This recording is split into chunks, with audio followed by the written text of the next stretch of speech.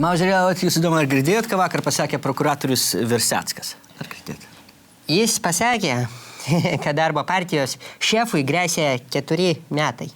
Bet jis pasakė ir dar svarbesnių dalykų. Sako, Askichas buvo sukūręs visišką nusikalstamą finansinę grupuotę, turinčią mafijos požymių. O pats vadinosi Capo di tutti cape. Kaip Salvatore Rino? Vo. Sako, sėdėdamas ministerio kėdėjai, partijos seife nuslėpė 25 milijončikus litų. Bet advokatai sako, kad nėra įrodymų. Ar jūs girdit, ką aš sakau? Jis reikalus tvarkė kaip Salvatore Rino.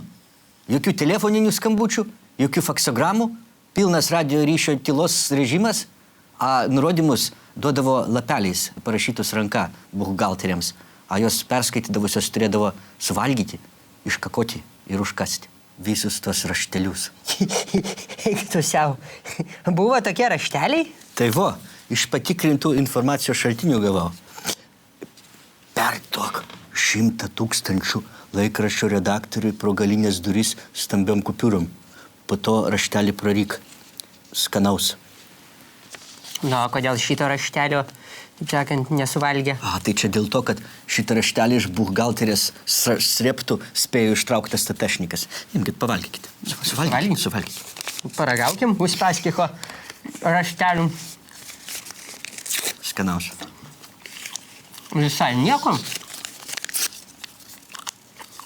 Kaip buhalterė. Kažkuo biški ledus primena. Ta, apvalkalą ledų. Ta vaflį. Nu. Tai jūs pasižiūrėkite, jūs Askicho buhalterės. Koks grožis po raštelių dietos. Celulozė geriausias vaistas nuo celiulito.